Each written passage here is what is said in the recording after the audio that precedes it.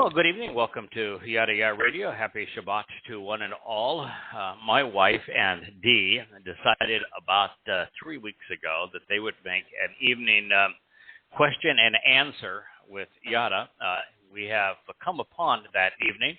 We actually don't have Kirk, so we hope everything is right in the People's Republic of California. I understand they're being inundated now with more weather. But yes, we do have Dee with us, and Dee, we'll go ahead and start with questions. But I did want to speak to one item in the news because I think it is really significant, and that is today it was announced that the Chinese government, Xi in particular, brokered a deal between Iran and Saudi Arabia to reestablish diplomatic relations. And to reestablish ambassadors and embassies, to normalize relations again. I mean, that's a stunner, folks. That is stunning.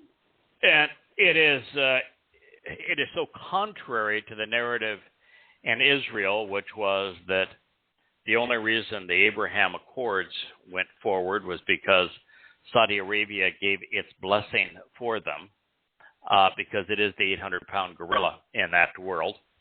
And that Netanyahu was bragging that he anticipated normalizing relations with Saudi Arabia, in particular to create a wall in the Muslim world against, particularly with Iran on the cusp of having a nuclear bomb. And so it is absolutely devastating news. It's devastating for a number of reasons, two of which we have talked about on this program for a very long time. One of those is that BRIC, which stands for Brazil, Russia, India, and China,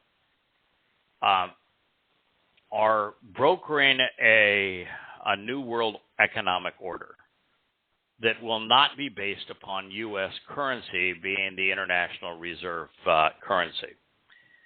And we've talked about what happens when Saudi Arabia in particular, or any OPEC nation of consequence like Iran, begins to trade oil for currencies other than the dollar, and that the Russians and the Chinese and India and other nations are able to use their currencies to buy and sell on the international market.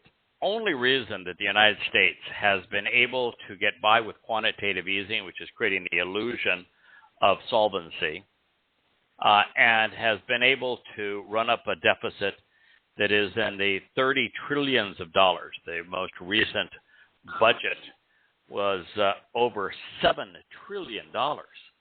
And I remember doing a show when it was $1 trillion, and now it is over $7 trillion.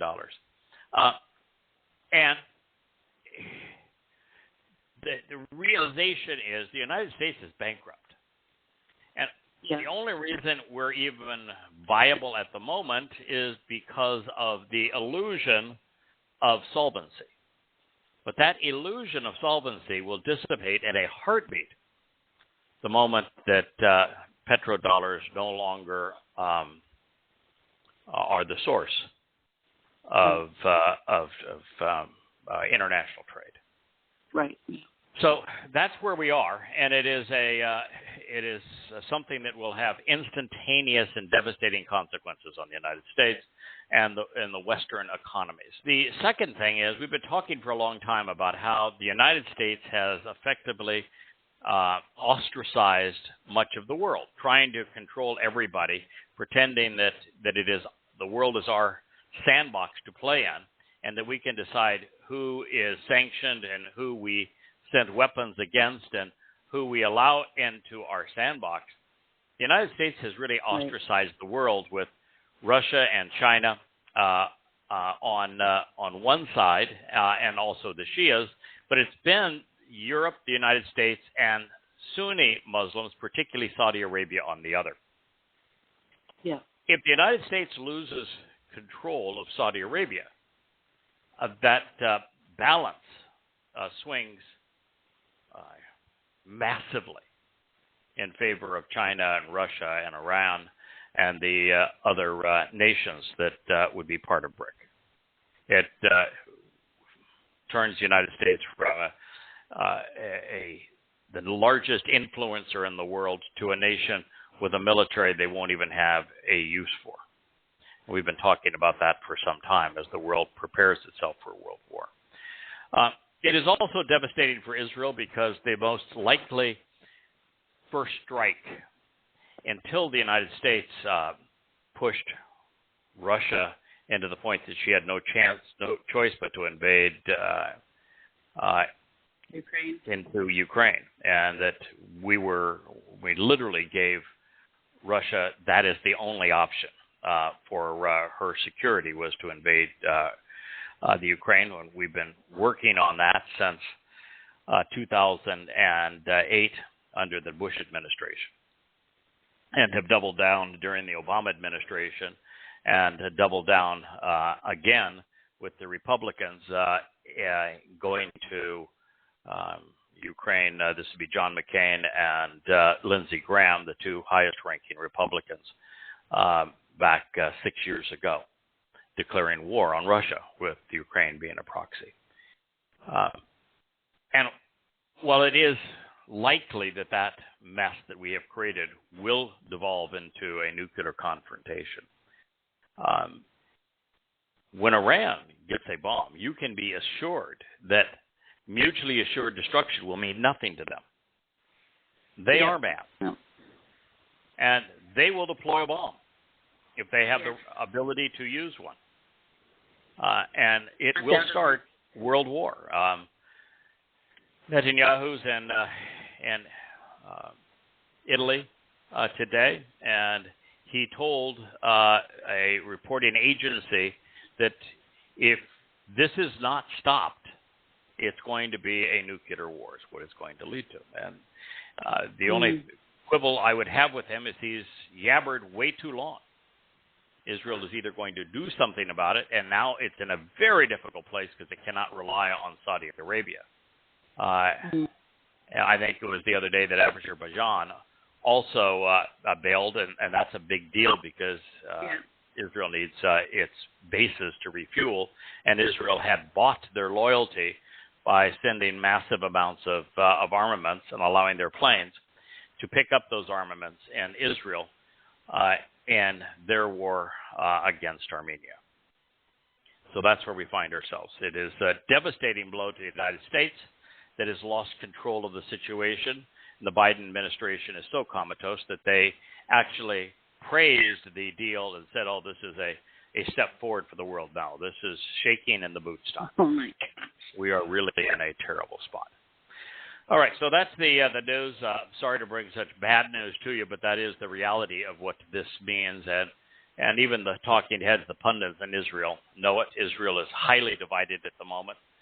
The left is having conniption fits over judicial reform. We should probably talk about that for a moment, too.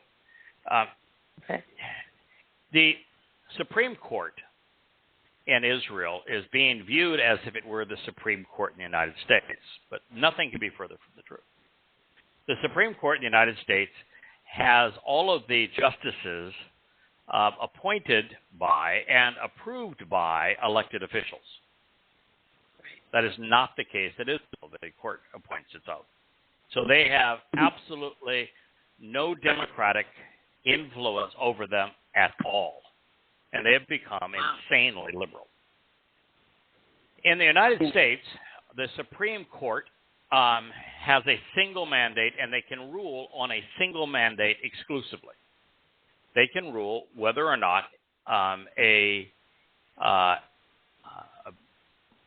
bit of legislation or a court decision was or was not constitutional. Does it comply with the U.S. Constitution, or is it counter to the U.S. Constitution? That's it. Nothing else. They can't make a ruling because, well, they don't like a law that was written because their politics differ from it. Like when they ruled on Roe v. Wade, it was on constitutional grounds only. It's not a federal right. And always been obvious that Roe v. Wade overstepped constitutional bounds. It is not a constitutional issue, and so no matter what you think about it, that isn't the way to go about solving the problem.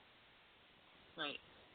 So the problem in Israel is they don't have a constitution. Most people don't know that. There is no constitution in Israel. So the court, about a decade or so ago, took it upon itself to begin to make rulings on the laws that were being passed in the Knesset. So that this unelected group appointed themselves the deciders as to whether or not the laws of the elected group could stand. Not on the basis of a constitution, because there was none. So Israel needs, A, a constitution. B, they need to get rid of the stupid parliamentary system. And, of course, they have the parliamentary system for the same reason the Star of David is their national symbol. They were harassed throughout the ages in Europe, and particularly in Europe during the Second World War, by being forced to wear that six-pointed star to differentiate them for harassment.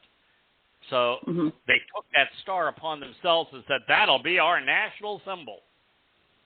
It has nothing to do with David, nothing. And it doesn't even have a long history within Israel. In fact, it would be counter to the things that Yahweh has said through his prophets. But they took the symbol of shame and they wore it like a badge of honor. If you look at the parliamentary system in Israel, it is the worst government system ever devised. I think I'd rather have a Soviet-style government than I would have that. It is a government that exists by bribe. You have to form coalitions, and the way that you form coalitions is you promise people that don't get enough votes to matter other than to form the coalition all manner of things.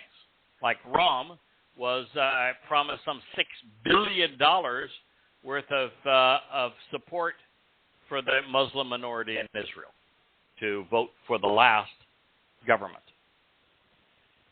The enemy of Israel was awarded prizes to vote for that government. And then you have now this coalition from hell that is right-wing crazies forming with right-wing conservatives, forming with religious crazies. And they've got some absolute wacko people in that government, all of which were given promises to side with this coalition. It is a horrible form of government. And Israel has it because when they became a nation, it was carved out of the British mandate. And the British, of course, who abused them, who lied to them, who did everything imaginable harmful to them, including promoting the name Fake Estydia.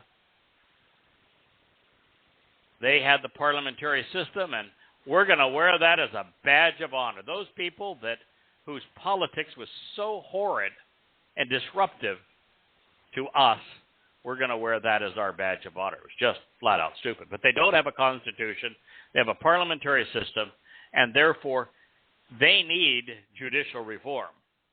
And to say that judicial reform is undemocratic is to have your head in the mud, which most progressives do. Unbelievably stupid. Now, I'm not going to say for a moment that Netanyahu's motivations are benevolent. They aren't. He's been attacked by the Supreme Court for impropriety, so he despises the court system there. He used to support it. Now he despises it, and he has members of his coalition, in particular Derry, that have been twice convicted, and he wants them reinstated, doesn't want the courts to be able to override what he wants to do. So, there you are, and they're splitting Israel in half at a time that the world is falling apart around them.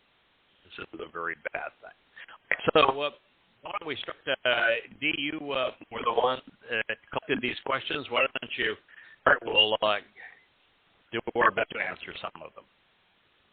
All right. The first question we have is from Russ, and he wanted to know if Yahweh actually brought anyone back to life after they had physically died. What are your thoughts? The answer to that question is I don't think we really know. And you might say, well, okay, there are 3 statements, I believe, in Kings. Malek, if you will, it's now 2 books. It was 1. The difficulty with the book of Kings is that you can't really apply the prophetic test to it. Because what does Yahweh say about a prophet? It's an individual statement.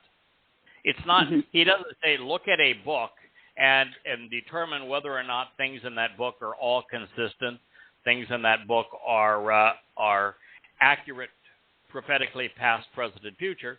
No, he talks about an individual who claims to be a prophet, who makes statements that then God gives us the criterion to determine whether or not that is accurate. That situation does not exist within the book of Kings up to a point. There are places, both in Chronicles and Kings, which are histories, that's what they're written for, whereby there are individuals who make prophetic statements. Dode is a great example of them. Solomon is another example. So there are recordings, and this is also true in the book of Shamuel, who was both a judge and a prophet. But there are statements where individuals who have proven they have prophetic credentials are speaking, and therefore you can validate those claims. But if it's just a narrative, and in fact, I think the last narrative on a resurrection, I don't think it's true. And it's just a narrative. We don't know who brought us the narrative, but the narrative is Elisha was buried.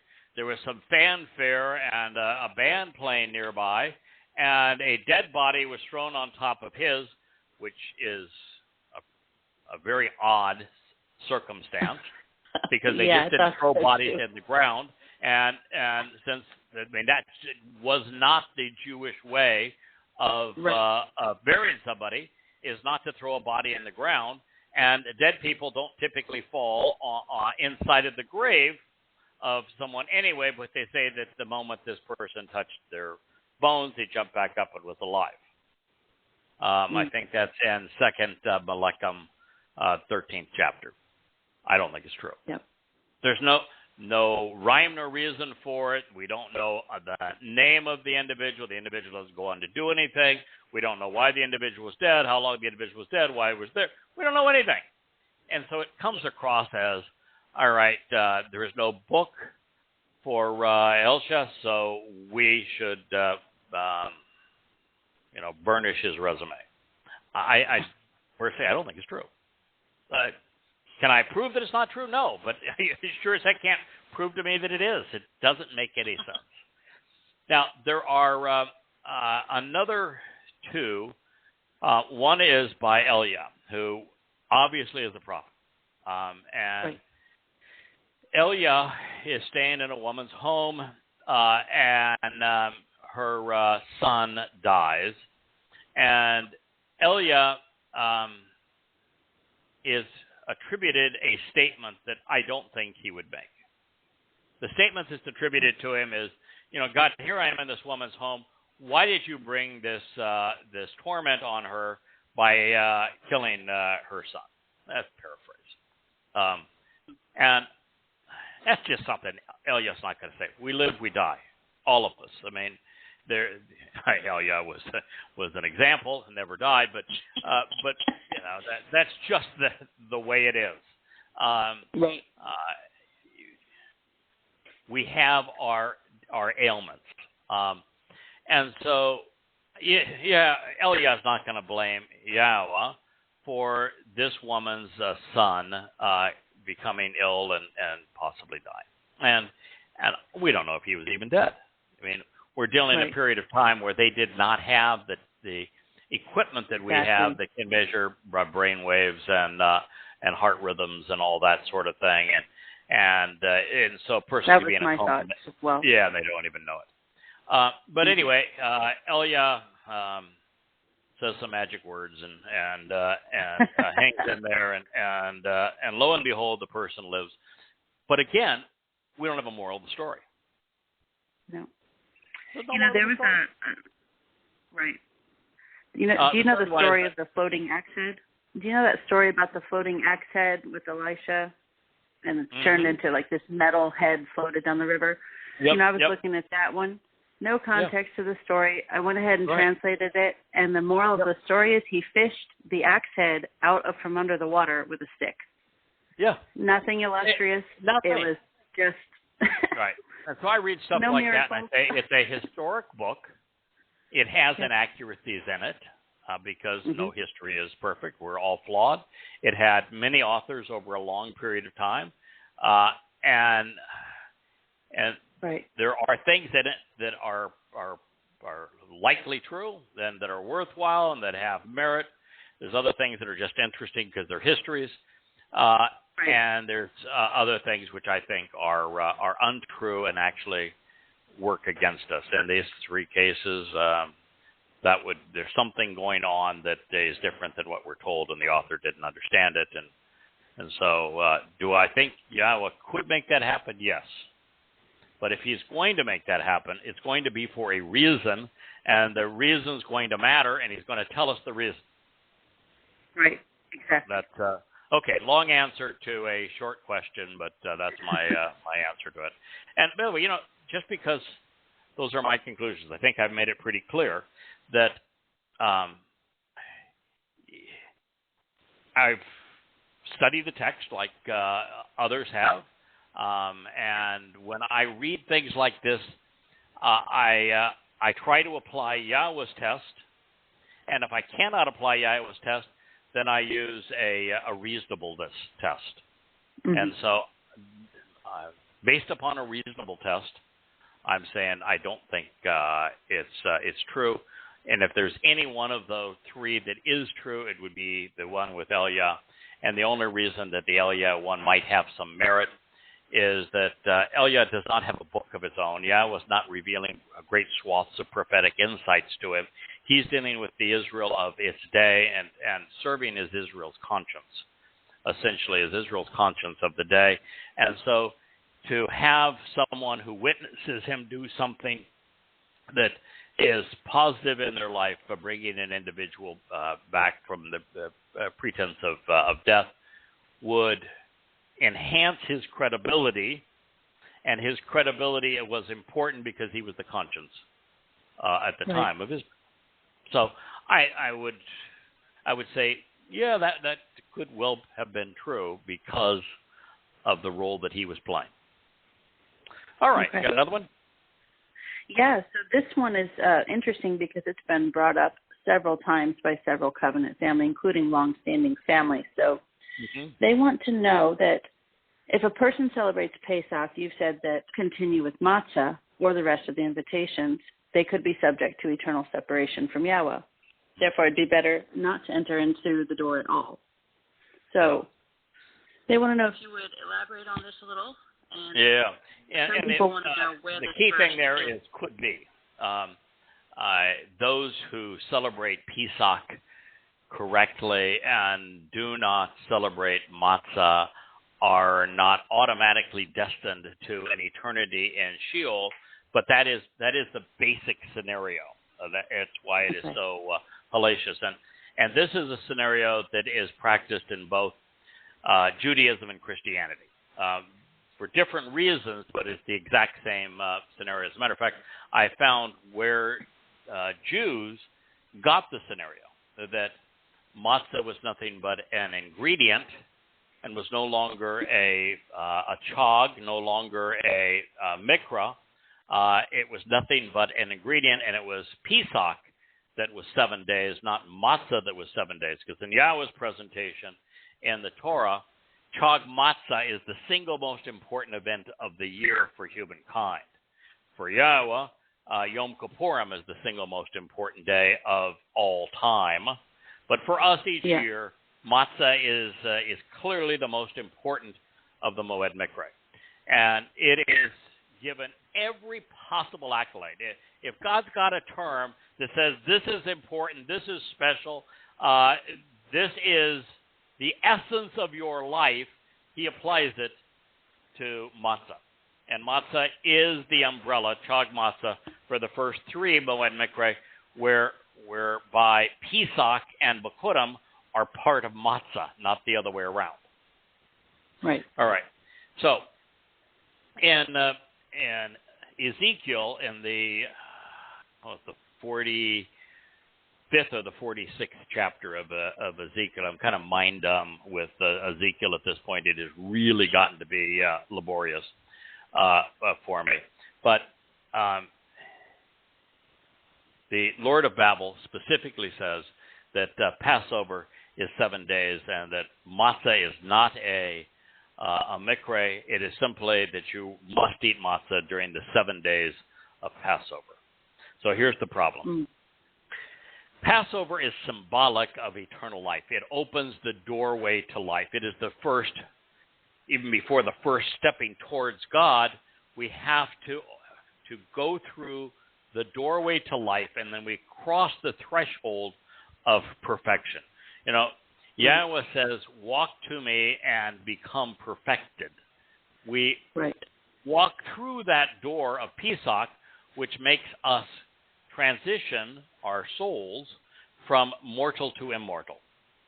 It is the mikra whereby the children of Yisrael who sacrificed that Passover lamb and marked the doorways of their homes with the sacrificial blood of that lamb, and then had a wonderful meal with their families that evening, celebrating their freedom with Yahowah, the firstborn children outside of those celebrating Pesach died. And so to live, we celebrate Pesach. That is its point. It is the doorway to life. So what happens if you go from being mortal to immortal, and yet your soul is still stained with the stench and stigma of religion and politics? Sure as heck don't go to heaven. And if your soul's immortal, it goes someplace. So where does it go? Ceases to exist, or it's eternally stranded. Yeah, go to Sheol. That's the reason why Pesach is part of matzah, not the other way around. Because it is on matzah that our souls are de-yeasted. The fungus of yeast, which is that pervasive fungus that permeates our souls when we are either religious or political, that is removed, says that we have walked away, we have distanced ourselves, we have separated ourselves from religion and politics, and then Yahweh separates our souls. He paid a ransom where he allowed his soul to go to Sheol on this day as very much like a probe, so he could experience it without actually having to be there, but feel all the pain and the anguish of it. And he did that so that he could pay the price for us, so that we could be ransomed from the stigma and stench of religion and politics. And so when you become immortal and you have your soul perfected by matzah, then you can be adopted, Bikurim, into Yahweh's family, and then Shabuah, he can enrich and empower you in his presence and in the relationship. But if you become immortal, Pesach, but your soul is not cleansed, matzah, it can't enter heaven, can't be adopted into God's family. And there are only two eternal destinations for souls, Shamayim and Sheol. So if you were to celebrate Pesach correctly, which is not likely if you're going to miss matzah, and you were then to skip matzah, you'd be off to Sheol.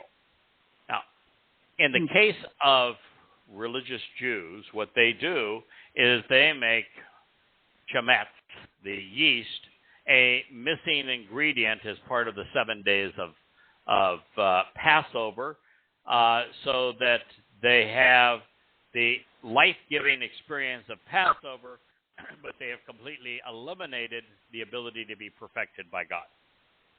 So right.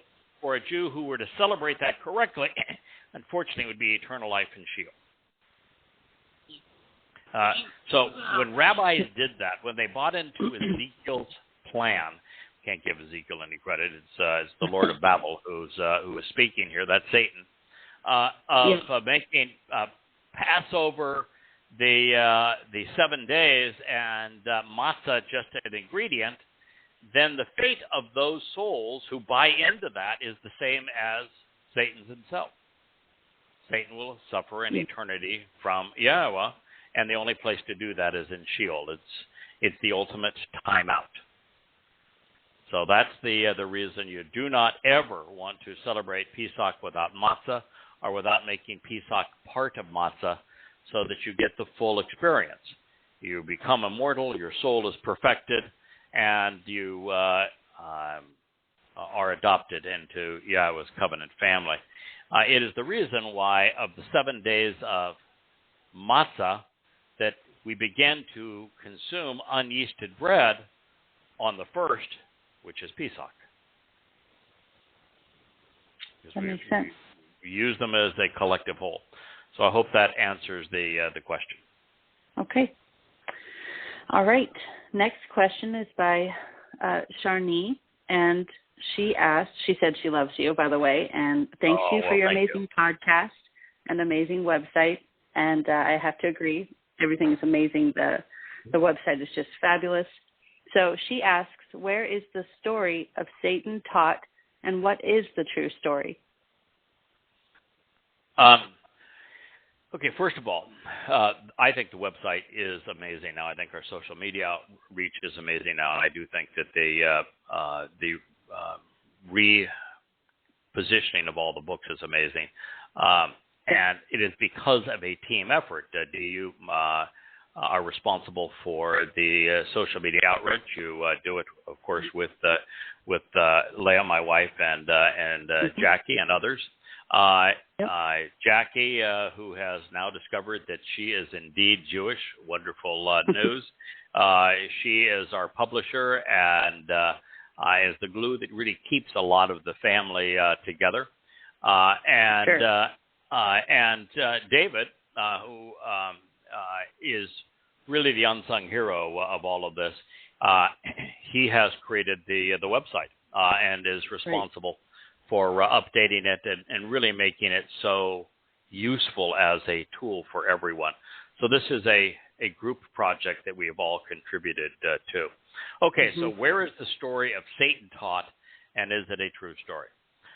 It's interesting that Satan as a title, and it's Hasatan, it means the adversary. Satan isn't a name, it's a title. And it's a title that Hasatan, the adversary, actually hates. He is not named by title or by name in in his first encounter, where he plays a very important role, and that would be in Gan Eden, the Garden of Eden. He is referred to as a serpent, which is a term that Yahweh likes to use regarding him, because snakes are toxic. They paralyze a person. They can kill a person. They're serpentine, so they move on the ground in a non-straightforward way. They're lurking where you do not see them. They live in holes in the ground in the darkness. They are frightening to us. And so there's lots of aspects of a snake that fit the adversary. So he is referred to as a snake, and so he's identified as such in the story in the garden. And his technique there is simply to misappropriate Yahweh's testimony and misconstrue it, such that Chawa believes him. Now, there's some interesting aspects to that first story, which is that the conversation just begins. We're not told where he comes from. We're not told what he looked like, where he was, why he was there, who let him in. We aren't told any, and it's apparent that Towrah knows him. And we don't hear a, who are you anyway? She knows him. He's been there for a while. And he has some working knowledge of what God has said.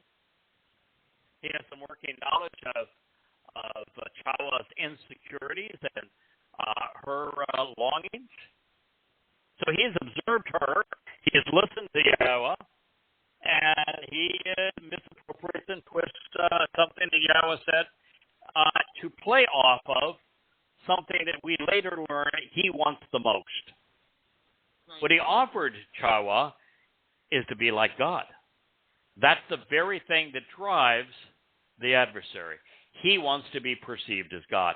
That was the ploy that he promoted in the garden. So that's how you begin to know about his story.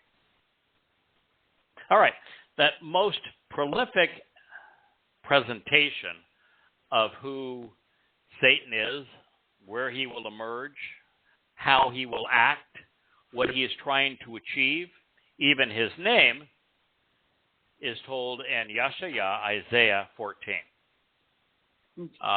We covered in great detail in that series called Observations. Observations begins with a proverb written by Dode, a mashal, and we begin to see this play of good and evil, and it leads us to wonder exactly how Babylon, which Yahowah uses as the exemplar of all things wrong, how it plays into this adversarial role and how it works in the terms of choices that we get to make. And so in Isaiah 14, the entire chapter is about an individual whose name is Hillel ben Shachar. And Hillel speaks of arrogance primarily, of a desire to see oneself as greater than they really are, or to be perceived as greater than they are. Ben some of the Shachar, which is sun. So this is an luminous source that has an ego problem, Hillel ben Shachar. And what we're told is that he has an influence and will rise from a power base of Babylon. Babel means to confuse. It means to corrupt. It means to intermix and to commingle. Just like the tree of the knowledge of good and bad. This is exactly that technique. We're going to commingle. We're going to intermix, synonymous with the very name of Babylon. To confuse by mixing things together. No lie prevails if it is 100% false. Lies prevail by mixing truth and lies together such that they seem credible. And so it's out of this environment. So what do we find in Babel? What we find in Babel is the first place where religion becomes institutionalized, where we have an institutionalized history of religion. It begins actually in Sumer, which becomes part of First Babylon. And then there's a Neo-Babylon that comes later. And we have the first documentation of the integration of religion and politics and governments together, and the institutionalizing within the state of religion, very much like you see in Israel. Israel had a letter of agreement as opposed to a constitution, and that letter of agreement gave sweeping powers and authority to the rabbis, because there is this confusion in Judaism that a Jew is defined by their religion, that Judaism and being Jewish are coterminous concepts when they're not. One is an ethnicity, and the other is a religion. God loves one and hates the other.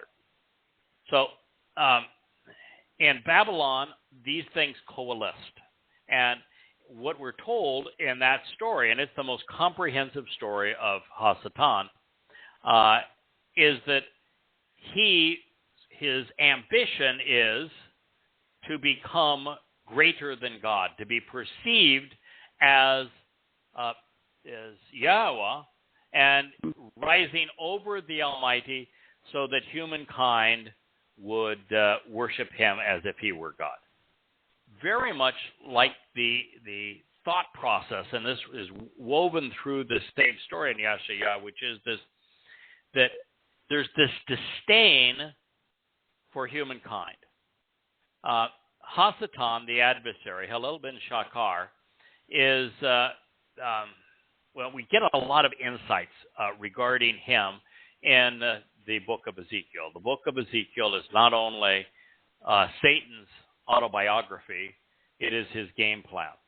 And what we see is this utter disdain for humankind.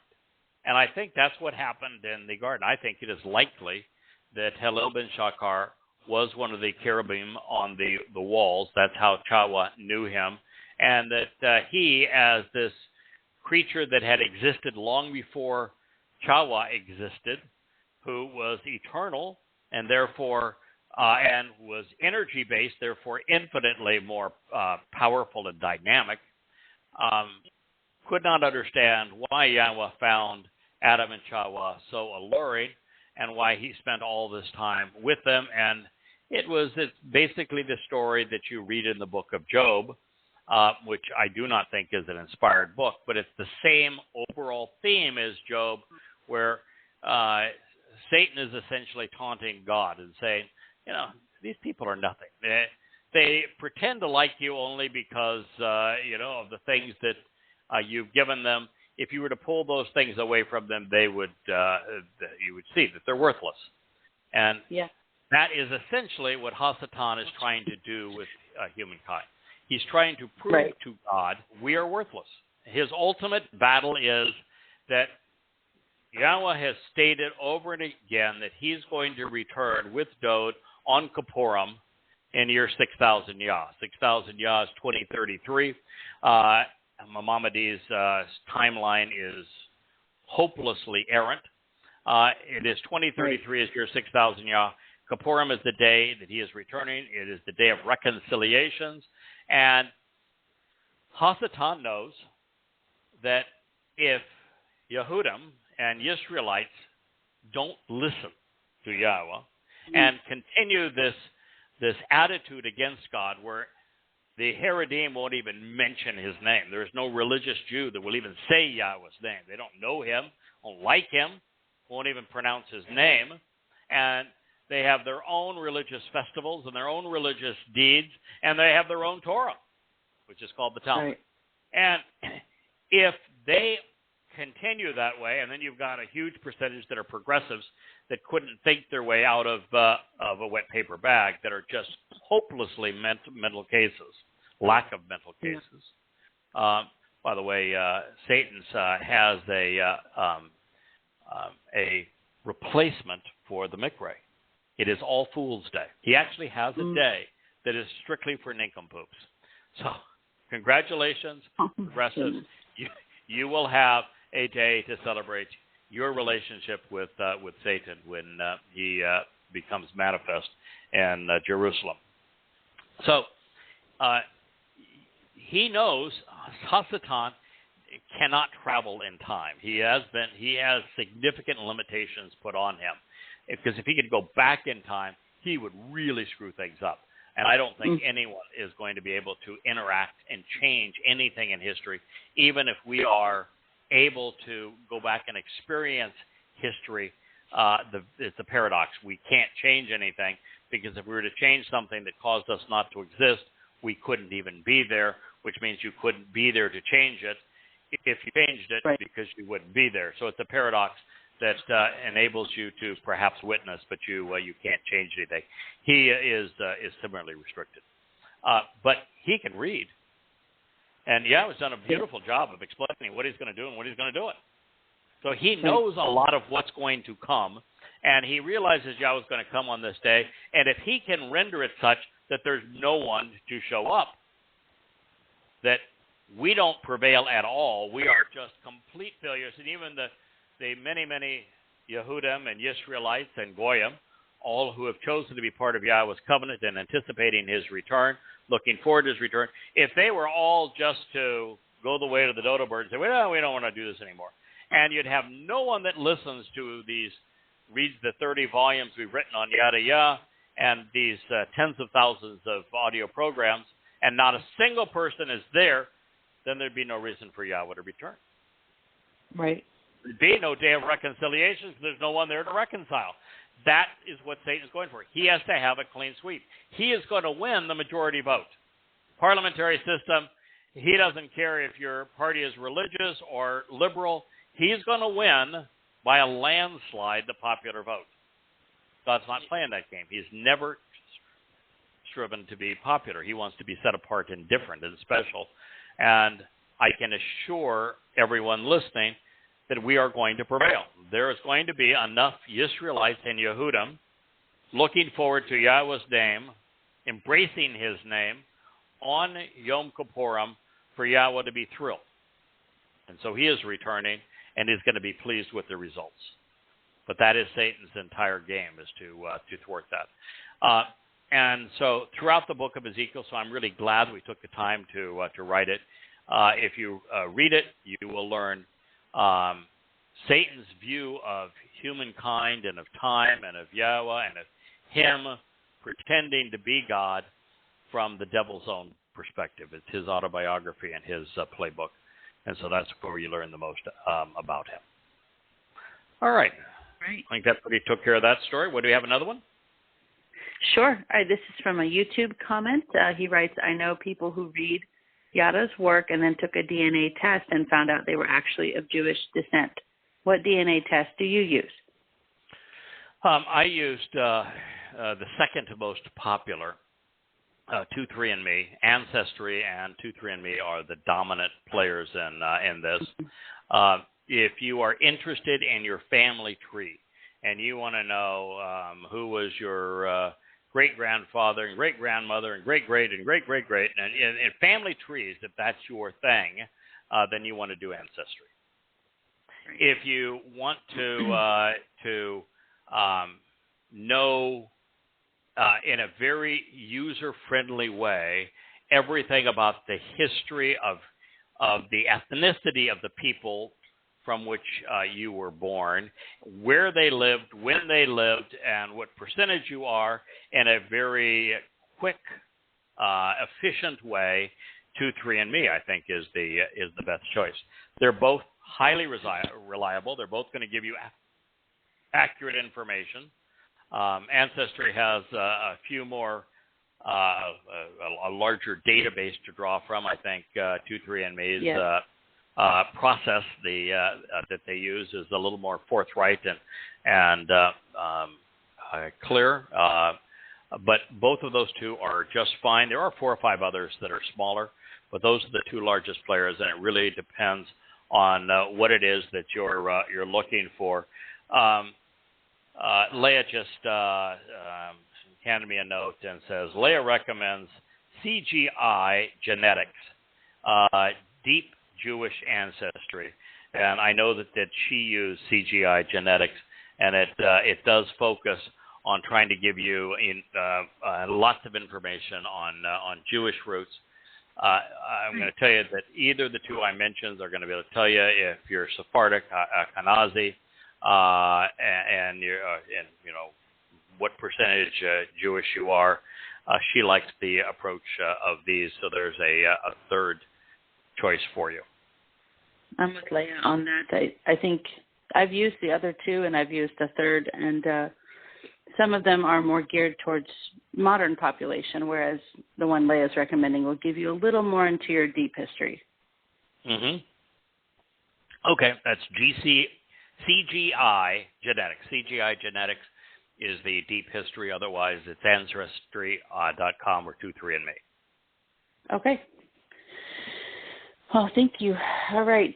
The next one is, how do you tell by the moon phase whether or not it really is a new moon when the sliver is not yet visible for telling matzah or Pesach? Okay. The answer is that we are not given that information. There's a lot of conversation around it, but we're not specifically told. And the fact that we're not specifically told, I think, is for a reason. You can, you're free to come up with your own conclusions, but the very fact is there is not a Torah on how do you define a new moon. And so here are just my thoughts on the whole thing. Today we have the ability to forecast back and forecast in the future using astronomical tools that have been developed by science. And those tools were actually available way back in the time of Dode, where there were scholars at the time that came up with ways to chart the moon phases way back in time and way forward in time. So there was the ability to do an astronomical new moon and knowing exactly when it was going to occur.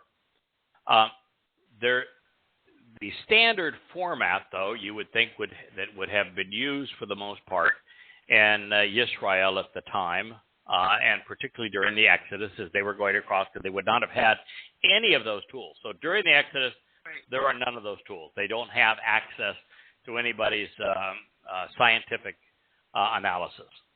And so all they've got is observational. So you'd have to recognize that that's is likely how they would have operated. Now, observational is not entirely precise. You can just get close. And that is that, would you say that we have begun a new month when the first light on the moon's surface appears after sunset? Because after sunset, we're actually into a new day. So if the first light of the moon's surface appears after sunset as opposed to before sunset, it's really the next day, not that day, not the previous day. So you got to think of that, because in the Hebrew textual calendar, a new day began when the sun went down, and it ended when the sun went down the next day. It's not like our cockamamie system, where in the middle of the night, at 12 o'clock in the middle of the night, you end one day and begin the next. So, the choice was you either start a day at sunrise and that day ends the next sunrise, or you start the day at sunset and it ends at sunset. And so it really depends on, since it's based on the sun either way, and it's 24 hours either way, do you have it begin at sundown and end at sundown? The ending makes a lot of sense. Or do you have it begin at sunrise and end at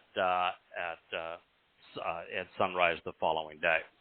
And Yahweh's approach has been sundown, and I think there was a lot of reasons for that, but one of the reasons is that the only way to effectively mark time before automation was by the moon phases.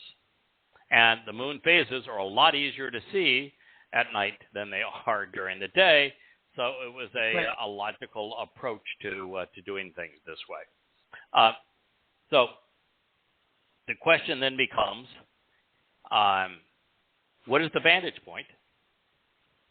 Because I live in a place where I'm essentially at sea level, and at sea level you have the most atmosphere to look through, and and you don't have near the vantage that you might have from a tall hill.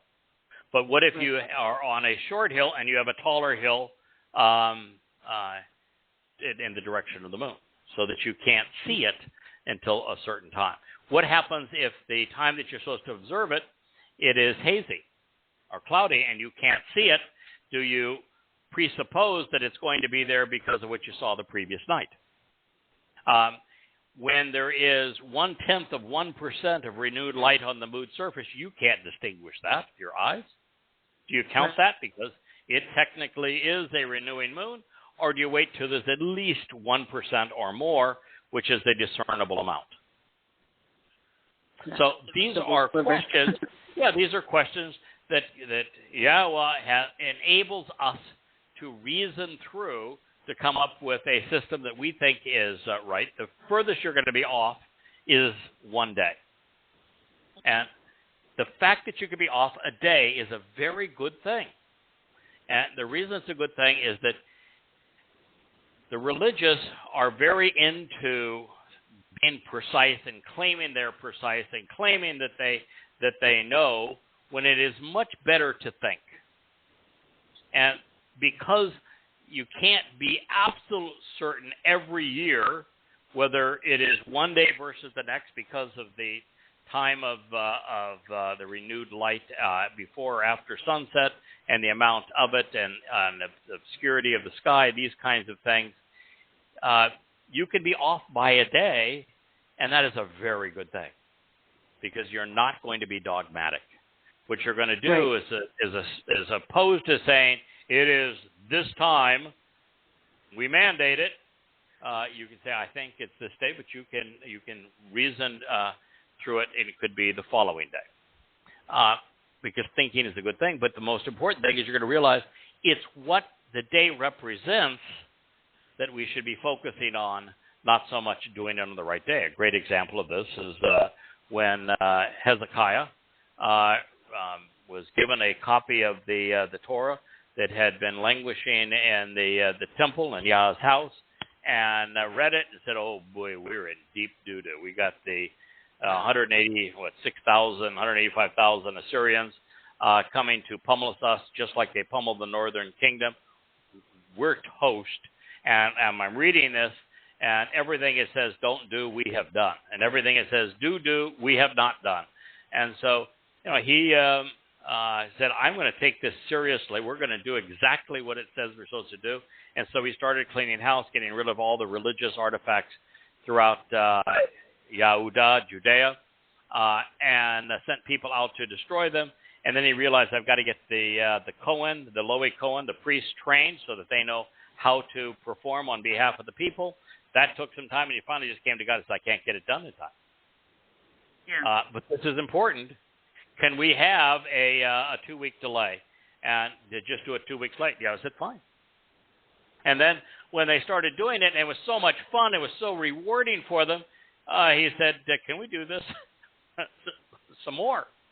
I know the time is not right, but we're having a good time. Can we do it some more? God said, that's fine. It's not about the timing, it's what it represents. Yeah. So I do think you can use the astrological system, the scientific system. We do it in the calendar that we have provided on the site to tell you what those days. Give you the information so that you can actually determine the days. And we do. That's our goal. We want to provide information so you can think it through and be part of the thought process. What I've come to the conclusion is that it's the renewing light on the moon surface, such that renewing light is clearly visible prior to the sunset, for that to be the first day, and that it is 1% or more to count, is kind of my my reasoned conclusion. And that in terms of determining the first month of the year, it's the month, the new moon that's closest to the vernal equinox, because the vernal equinox is the time, this change in weather pattern that is most consistent when the first ears of barley would be emerging on the grain. And so I've used that as my reference, because obviously there aren't a lot of barley farmers that are checking to see if their grain is Abib and Israel that are reporting to us, nor the climate situations is the same in Israel now as it was then, nor is the artificial watering the same as it was then, nor is even the seeds the same, nor the farming methods. So that's what we've come up with as our way of judging these times. And it seems to go really well if you go back in time. You can use the exact same methods and determine the days that are important in history in this regard. And I know you've done that, Dee, in your timeline. Mm-hmm. So that's my answer, and I love answers where I say I can't be certain, but there's a lot to learn just in trying to understand this process and empowering you to make your own decisions. I think that is vastly more important than saying this is the answer. Right. All right. So another question is, when we are all harvested, do you think you will also be with us? Oh, I certainly hope so, but I don't know. I mean, my first introduction to being around occurred when I was just having a chat. I was still in Fort Lauderdale with Leah. Asher was still a puppy, my yellow lab, and I'm really fond of my Asher and our Asher, and I said, hey, yeah, is there any way that come Towrah that man's best friend can come with us? Obviously, you like dogs. He wouldn't have named them Colab All Heart. And the response I got is, where do you think you're going? And it led directly to, figure it out, idiot. One of the two witnesses named, the other one is not. And how come you haven't picked up on it? Because I made it really obvious. Where do you think you're going? So began to think through that, and then my hope is that we all enjoy Towrah together. I think it's going to be on Towrah in 2029, and that I get a 6-month. Originally, I thought it would be a vacation, but with so much at stake, I'd love to be able to use that 6 months to prep for what's going to follow. And what a there's no better environment to prep than that one. But it's such a short period of time. We have all eternity to look forward to. It's game on with Hasatan. He's playing for a clean slate. I'm going to lose the popularity contest. I know it overwhelmingly. All I've got to do is have some very smart, open-minded, receptive Yisraelites and Yehudim ready and embracing Yahweh's return. And Yahweh's happy. I'm happy. We go on to eternity. If it's better that I stay, I stay. But my hope is that I get to move on. And the idea of being one of the two witnesses, we should just take a moment. I've said this so many times, but we know that one of the two is Elia. Elia is an interesting case because there isn't a single, there's not a book of prophecy from Elia. Yahweh provided Elia with very little prophetic insight. He served as the conscience of his people. And I think he's chosen because he's going to play the same role. There's no reason to be prophetic during those 3 years. Somebody's got to serve as the conscience of his people. I think he's going to serve exactly in the same role. And Yahweh is not politically correct. He still has a sense of humor. He loves sarcasm, and there's never been anyone better at it than Elia. So the attitude is sarcasm, and it's somebody being excessively judgmental. Yeah. Elia has never been exposed to Christianity, to modern Judaism, to Islam, or to progressives, to communism, to any of these things. And so while Yehudim and Yisraelites are the prime audience, and he will be the most important player, there needs to be a voice that can address the others in the room. Right. And it's very likely that I'm going to be that other voice. It's never an honor. I mean, that's one of the things that people get screwed up on. Listen, being Dode, being the Messiah, being king, being Yahweh's announced son, being the Yahweh's firstborn from an inheritance point of view. I mean, Dode has every accolade known to man. and known to God. Those are honors. Moshe was given the great honor of being the great liberator of his people and being the most extraordinary prophet. Being a witness, you're chosen for reasons that work for Yahweh, but it's not an honor. It's not a prestigious thing. It's just that Yahweh never works alone. He wants somebody that will do the job the way he wants it done, and he will fill in the gaps if you're willing and give you the ability to accomplish the mission. And he likes working with people who he doesn't have to explain the things that he hates. Like Moshe was the foremost expert at the time on the religion and politics and militarism of Mitzrayim, of Egypt. And so he had already chosen to walk away from those things, hated those things, and so that's the reason God chose him. Right. I was once a Christian. I now hate the religion. I was once very political. I'm now anti-political. It helps to do those things. It also helps to have spent the last 22 years, and I'll have at least another 6 or 7 here, preparing. It's preparation is an important criterion in all of this. So, and Absolutely. Clearly, I am very judgmental and I'm exceedingly sarcastic, and those just happen to be things that Yahweh fancies. So, okay. We will see what happens in this regard, but I think it's going to be an exceptional experience, and actually looking forward to it. Yeah, me too. They also write, how do you think you'll get to Israel from that point? What's the question again? They're asking, after we're all harvested, if you think you're going to be harvested or not, how do you think you'll end up in Israel? Oh, that's God's problem. Not okay. mine.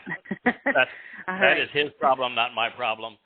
I have my preferences. I happen to enjoy private aircraft, and I happen to. It's a terrible thing to say, but I do. I'm a pilot. I love private aircraft. I don't like the feeling of commercial travel, and I have preferences on accommodations because I need to unwind. I'm not a concrete jungle kind of a person. So I have my preferences. He's asking a lot of us during that period of time. I think he's going to accommodate our personal preferences. So I hope it's a positive experience, but that's not I can assure you that is not my responsibility, and I'm not going to worry about it. If he wants me to ride a donkey there and the donkey can swim, we'll figure out a way to make that happen. Let's hope for the airplane. Yes. Far more enjoyable. Yes. All right. So you mentioned on the radio something in Daniel where Dode describes having a few people working with him in addition to yourself and Elia. Do you know who these other 4 people might be and what they will be doing? What I did is screw up. It's been known to do it. In the past, I spoke. I was in the midst at that point of coming to grips with Daniel. I had no idea what I was going to find. I mean, obviously we know the prophecies that are in Daniel 7 as it speaks of the evolution of the beasts from Babylon all the way to the Roman Catholic Church. Obviously we know the great prophecies that are in Daniel 9. People don't know that they speak almost exclusively of Dode, as opposed to the one that everyone is confused about.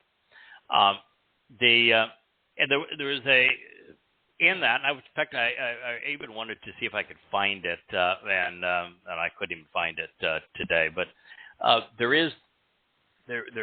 was a reference in there that seemed to suggest that Dode was going to be accompanied by some individuals as he came back, and he has big responsibilities. He's king of the world. Mm-hmm. Yahweh never works alone. He's going to work through this man in that role. and clearly Dod's going to have staff. I had thought that might have been a reference to it, but it was one of those things where you, when I'm dealing with material that's as convoluted as is Daniel and Ezekiel, what you typically do is you translate large swaths, and then you kind of go back and do your commentary as opposed to just doing the commentary with each statement, because it's one thing to know Yahweh and to be able to translate things that his prophets reveal, and because he's always consistent, it's always an enlightening experience. You can just say, this is what this means, and this is why. When you're dealing with things like Daniel, who was a dunderhead, and Ezekiel, who is essentially speaking for Satan, you do need to take a step back from time to time and say, all right, this is the ploy that is being used at this point. And I think it was one of those things that I had looked at and was in the midst of translating and spoke of my enthusiasm for material. And as I went back into it the following day, I realized probably a different interpretation of this. And for anybody that wants to read that book, it's been published and is available both at Amazon and also on the website. But it's the first of the 3 volumes on Babel that sits off towards the right side of the bookshelf before the books on Questioning Paul. But it's volume 1 on Babel. Volume 2 and 3 are also posted. All of 2 is done. That's the first half of Ezekiel. Volume 3 is the one that I'm still laboring on. I'm down to my last chapter and a half on it. But David and Jackie have been posting it in advance. But anyway, I'm going to have to pull. I was a dunderhead and spoke out of enthusiasm as opposed to knowledge. And on further investigation, that's not what that particular passage was speaking about. The thing that was really interesting, though, there is an interesting aspect of this. Daniel clearly is not a prophet. Daniel was a religious and political nincompoop. The whole first 6 chapters of the book of Daniel are indicative of the birth of Judaism and Christianity, and God hates both. So it's really a nasty story. And as you get into the rest of the book, when Daniel speaks, everything he says is wrong. He can't get current history right. If you can't even get current history right, you clearly are not a prophet. But he is visited by 2 individuals who clearly are prophets, and one who is a witness to the prophets. And so there's 3 individuals that visit with him that know what they're talking about. 2 are prophets. They when he is speaking of Gabriel is based on Gabor. The Gabor of God is Dod. It is exceedingly clear that Yahweh uses Gabor more pertaining to Dod than anyone else, and so the Gabriel, the Gabor El of Yod is Dod, and he's the one that's actually speaking of himself in the 9th chapter that Christians have been screwed to think that there'll be an arrival of the Christ. And the one making the connections between Epiphanes, the Sadducee Greek Macedonian ruler that was so horrible to the Jews during the Maccabean period, and serving as the model for the Torah one that will follow.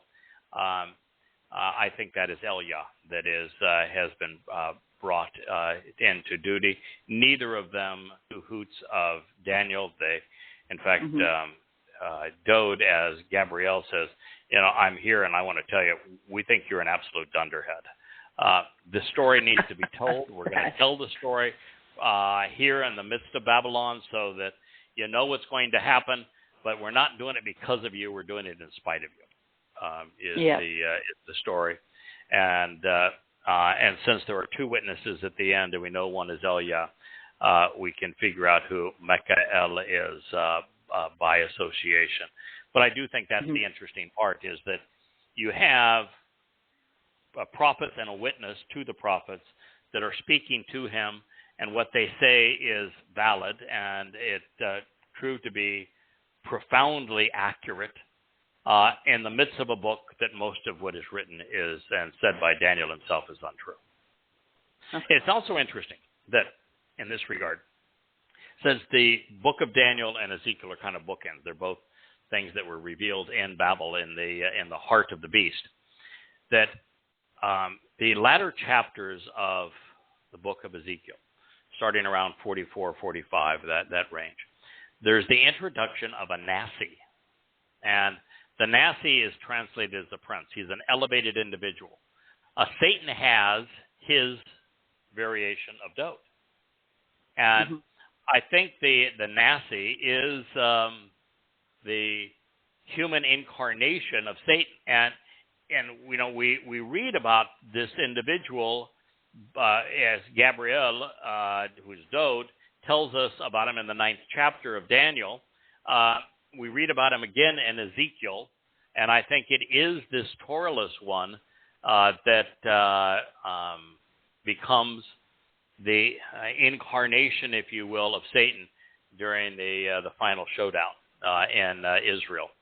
So I think there's a combination between those two things that fits together. Interesting. That's really interesting. All right. Next question. You ready?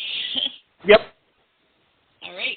So we have the webmaster, David, and Jim and Frank all touched on this subject, and they want to know that they recognize Yahweh says he will protect us, but is there anything that we ought to do to protect our families and ourselves against economic collapse and the threat of nuclear war, or, will we be taken out of here before this occurs? Okay.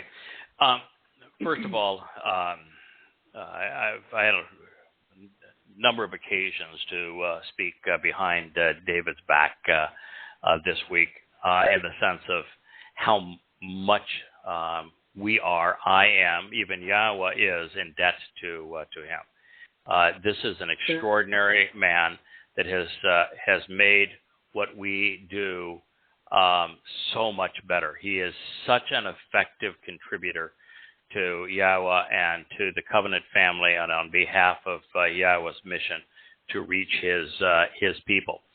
So my first inclination is to say to David individually that if there was anybody on earth that Yahweh is going to make certain has the ability to do what he wants done, it's David. So I just don't see David it being at any risk. God is very clear, particularly in Mizmor Psalm 91, telling us that those who are engaged doing his work, he will protect. Right. And so I sense that will be the case with him. Now, generally, though, so beyond, since he asked the question for the program and not just for himself, the answer here is really straightforward, and it's not one that everyone's going to like, but I'm going to tell you the way it is. This is a very short period of time. Here we are in the spring of 2023. We're a month from Pesach. And Yahweh is going to return on Yom Kippurim, October 2nd in 2033. It's a little over 10 years away. And there's going to be a harvest of covenant members between now and then. And I think that it will be on Towrah in 2029. That's, just 6.5 years from now. So there's not a lot of time. So, and eternity follows. So the answer is trust and rely on Yahweh, accept the terms and conditions of the covenant, attend the Moed Bikre, celebrate your relationship with him, and you're golden. You're going to spend all eternity with Yahweh, being empowered and enriched and enlightened and emancipated by God, and living in his presence and exploring the universe. What in the world is another 6 to 10 years? It's nothing. Yeah. So the bottom line is, don't worry about it. And if you're doing something that Yahweh sees as essential, then he's going to take care of you.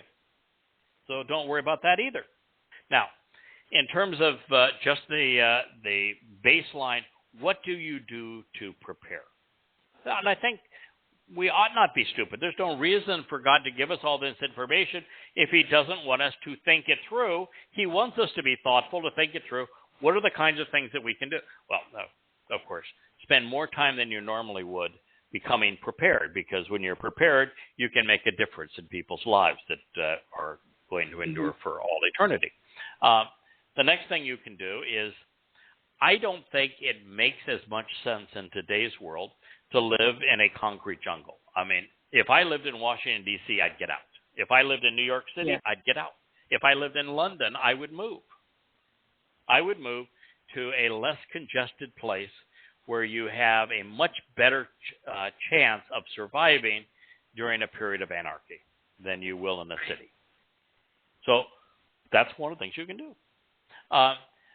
You can buy seeds for vegetables and other kinds of things in case your supermarket runs lean on those things. You can buy a freezer and have it have more protein than you would normally have. You can buy freeze-dried food and have that as well. But you can't overdo it. And I don't want to be a doomsday prepper. I'm just not. Right. But there is nothing wrong with having a responsible supply of food and water and of other materials for your home, so long as you don't overdo it. Because if you overdo it, you become a target. And right. I happened when I had the farm, loved to go out and shoot tin cans off logs, but I'm not a killer. And I might shoot somebody that was threatening to harm my wife, but I'm not going to shoot somebody because they're hungry and want to steal some of my food. So the gun is only of marginal utility. I happen to live in an island in the middle of the Caribbean, and in a fairly even isolated part of the island. I chose to get out of the big cities. I'm not in a place where anybody's going to drop a nuclear bomb or anyone close to it. It'd be a complete waste of a bomb to send one here. There's not going to be an invasion here. So, choosing a place to live that's a little more isolated probably has an advantage. Having some food stashed away and water and those kinds of things for a period of time, and just tools. My wife and I are pretty handy. We have every gardening tool under the sun, and so we're reasonably handy in that regard. We have our own gardens. All prudent things to do, I think, in this time, and we spend a disproportionate amount of our time studying.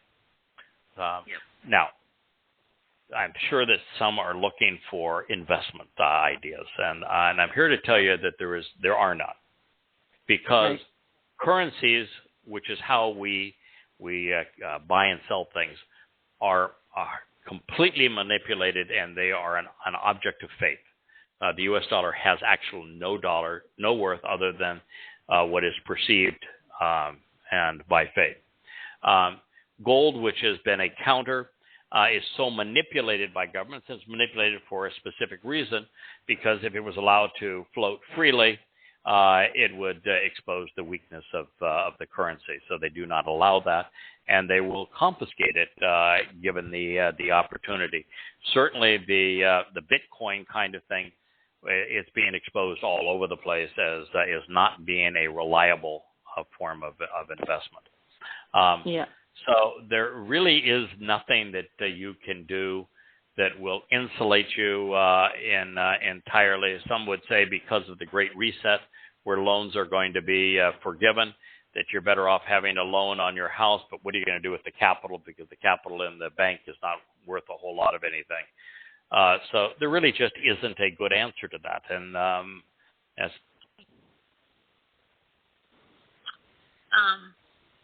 next question, we had two Covenant family ask about Dode and Jonathan's relationship. They want to know if this unique relationship was not in a sexual manner, but just what that unique connection might have been. But I'm afraid can anyone hear Craig? All right, I guess I'm by myself right now. And I think we've gone over pretty much all the questions that we can fit in for today. I don't know where Kirk is today. If anyone hears from him, tell him that we are thinking of him. And I just wanted to thank Leah for coming up with this podcast idea. It was really cool. I know there's a lot of requests from others to do some more of this, the Q&A. So, all right, guys, I'm going to end the show, and happy Shabbat to everybody. Can you hear me again? Hey. Okay, so we did get back in. We only have a couple of minutes left in the broadcast period, so we'll probably have some questions that we'll deal with in future shows. So I lost my train of thought as I was trying to get back in. What was the question? We had a couple Covenant members ask about the relationship. Oh yeah, David and Jonathan, Dode and oh boy. I think we are having technical difficulties. Oh, you're back. Okay, so you can't hear me now? I can hear you now. I'm sorry about that. Okay, all right. All of the terminology related to their relationship suggests that it was a lot more than just butts. That's just the reality of it. Their initial relationship is spoken of in a very loving manner. So it appears that they, it's true that there are men who love other men, and it's a purely platonic kinds of thing. That does not appear to be the nature of this relationship. When Saul, king, addresses Jonathan about it, he speaks of it as the relationship as being a great shame. And actually speaks of the relationship as so shameful, it's like seeing his mother naked, and uses the term naked and relates to it as this great shame, not a bad decision, but a shameful act that is as embarrassing as seeing his mother naked. It goes on, though, to describe their last visit together. And their last visit together, Dode is hiding. He sees Jonathan's one of Jonathan's friends leave, and he immediately comes up from behind a rock. We see him genuflect all around Jonathan, and then he lays down on the ground. And we're told the two of them began kissing, and the kissing is in the imperfect, which means it was ongoing. And the love that is, the word for love is not ahab, just the standard verb for love. It's ahaba, which is love from a feminine perspective. And it's used twice in that context. And then you go on, and he's speaking of Jonathan during his eulogy, and he says that his love for Jonathan was much more, and the terms are speak of things that are extraordinarily beyond the love of a woman. And so I think it is likely that their relationship was currently. I mean, they kissed. At one point, Jonathan undresses in front of him. Now it's to give him his shields and sword, bow and arrow, and this sort of thing. But says he takes off his robe. So I think that the language is so graphic in this regard that there would be no reason to use that kind of language unless it was true.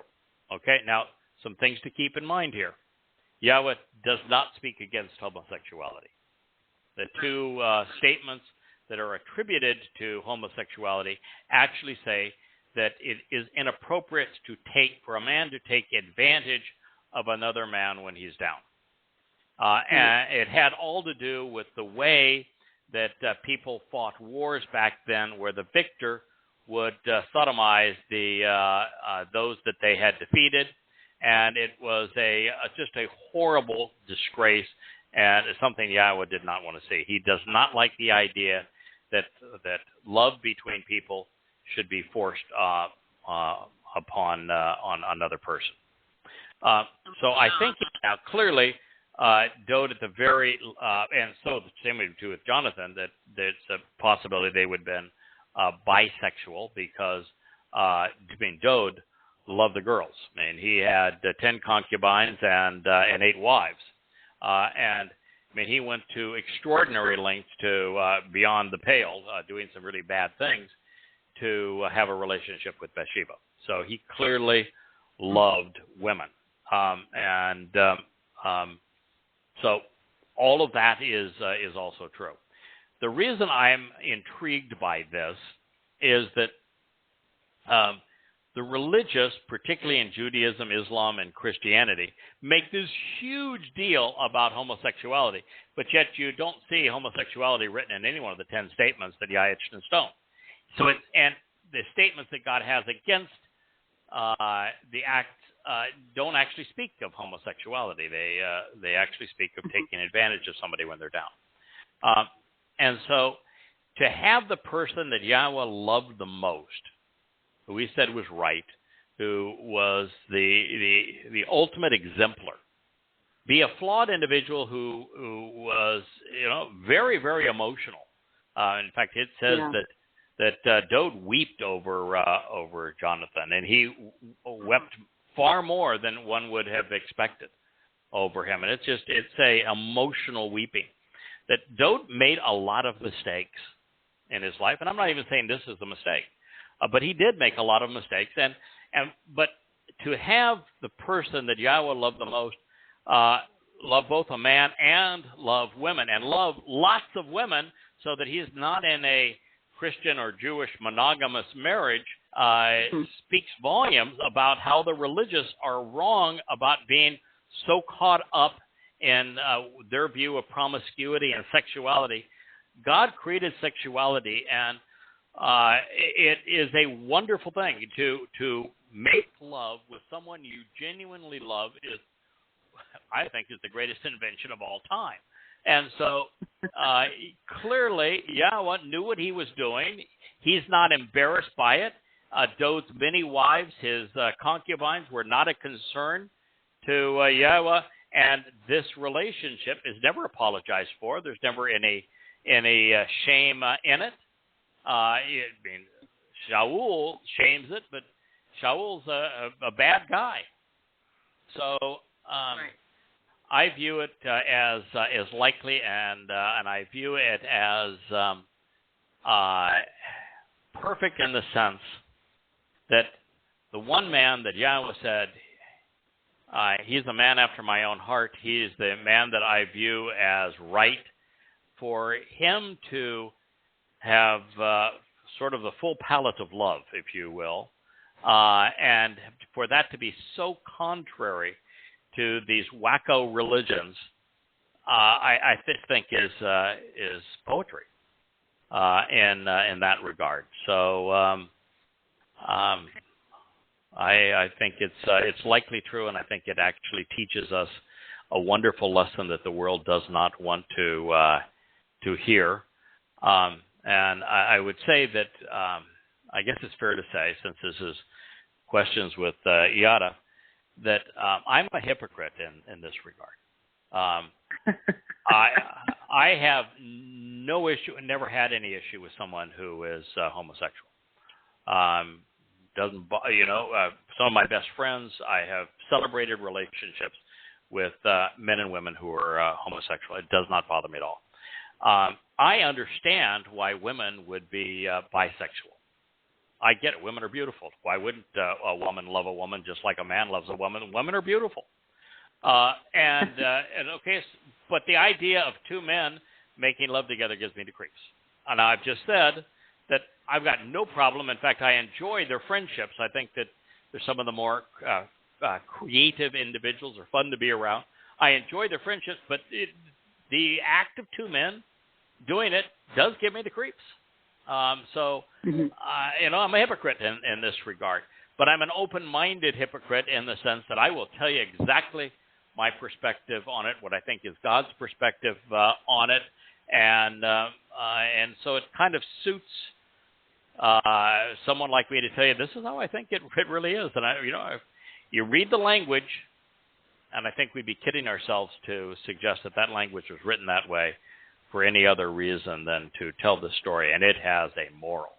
And the moral is that love is love. And when you're loving someone that is genuinely a good person, and Jonathan and Dode were exemplary people, and they had each other's back. They were willing to take a stand at great personal risk to do the right thing for their people and for one another.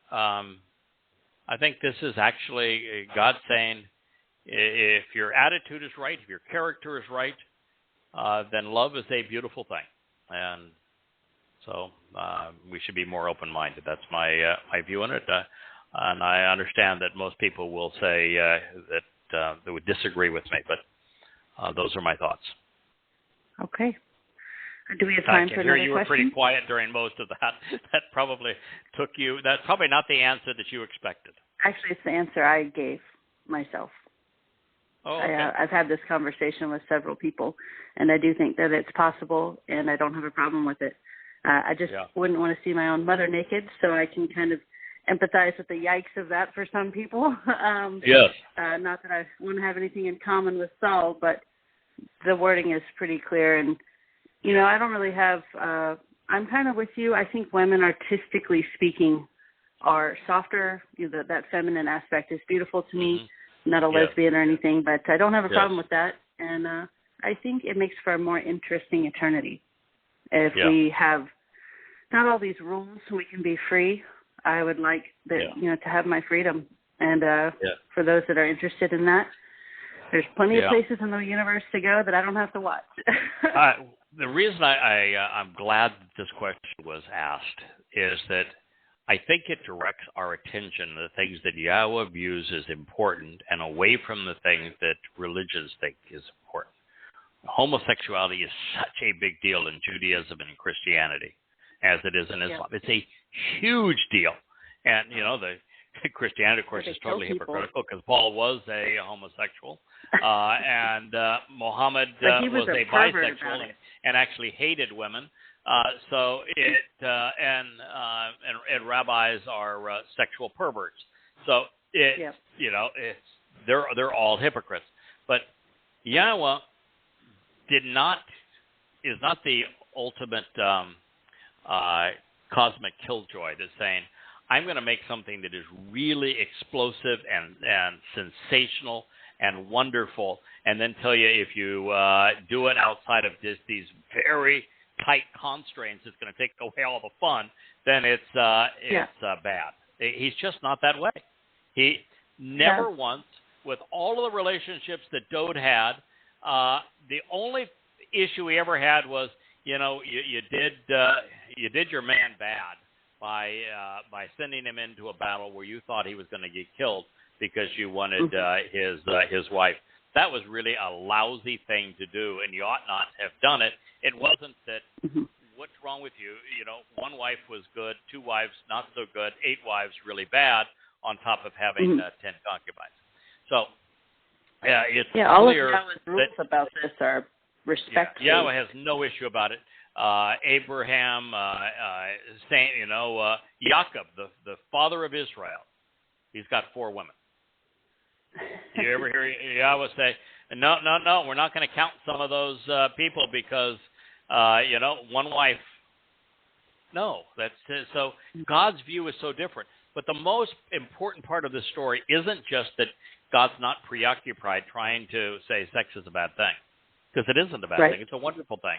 Is that, and we ought to enjoy this aspect of life. Just don't do it in a perverted way. Perversion is doing a family member. Perversion is doing somebody that has no freedom, doing it with a child, doing it with an animal. These are perversions. Don't do that. But in a loving environment, it's a positive thing. But the most important is, it's what these two individuals represent. They were good men. These were men of character. These were men that stood up for each other when standing up for each other was exceedingly costly. Right. And so they stood up for their people. They stood up for one another. They stood up for Yahweh. They were thoughtful, kind, intellectual men of character. And that's the reason that they were attracted to one another. And so we should also view those traits as being attractive. You know, I had a friend ask me, well, along these lines, I had a friend, covenant family member. She asked me if, adultery is wrong, why? Because basically, if we're allowed to have multiple partners, and in what context is it wrong? And she mentioned Reuben going, uncovering his father's skirt, so to speak, with the concubine, his father's concubine. And I explained, this is an incestual act. It's the intent in his heart to hurt his family that I thought was the problem. Yeah, it was to degrade his mother, well, not his mother, but his degrade his father and his father's, his brother's mother, and it was it is an act of incest. God is really against incest because of what incest does to the victim of it. It is it's like pedophilia. It's a horrible thing to perpetrate because of what it does to someone. It's like rape, where the person has no choice. You're forcing yourself on them, or you're using your position in the sense of pedophilia or incest to take advantage of someone. God does not like that at all. And in the case of Reuben, I think he did force himself. She wasn't aware. And then her relationship with Jacob was over after that. Yeah, it's really interesting that I was trying to translate a Hebrew word that suggests that the terminology that the Lord of Babel was using to describe his new digs, the Lord's lair, was as a concentration camp. And the root of Auschwitz is even used in his presentation. And he's creating a prison with gates and people being killed crematorium. And so as I was dealing with this, and I wanted to prove that the term that he chose means prison, to confine someone, the word is actually introduced in a story that pertains to Dode. When Dode made a horrible decision, first to leave Jerusalem, when Absalom was leading the rebellion, he should have stayed in Jerusalem and should just have relied on Yahweh to resolve this problem. But he did. He fled. But second problem is that he didn't take everyone in him. He had his 10 lovers. We don't know how that word in today's vernacular is a concubine. That wasn't a word that existed at the time. But he had 10 women that he had sexual relations with. They lived with him in his home, which does not sound like a good idea to me. I'm very happily married with one woman. I cannot see how having two would be better. And 18 does not sound like a good idea to me. But that, nonetheless, I don't think Leah would tolerate that.